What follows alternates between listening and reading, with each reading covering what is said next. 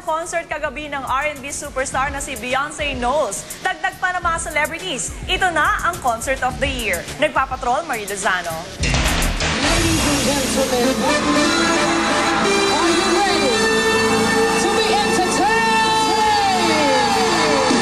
Hindi nabigo ang napakaraming fans ng R&B superstar na si Beyonce Knowles sa nakakabilib niyang pagtatanghal kagabi sa one-night-only concert sa Fort Taguig.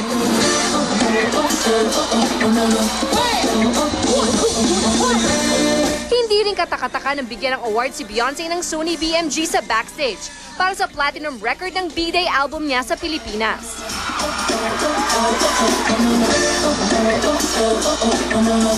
Matapos ang concert, nagmistulang red carpet ang venue sa dami ng lumabas na celebrity. Itinuturing naman ng mga sikat na singer sa bansa tulad ni Sara Geronimo, Vina Morales at Rachel Ann Go ang concert ni Beyonce na ang the best para sa taong ito. For me, yes, best concert of the year. Kahit hindi ko na preserve yung voice ko, sigaw ako ng sigaw. Kaya naman di mapigilang mapakanta ang marami sa kanila.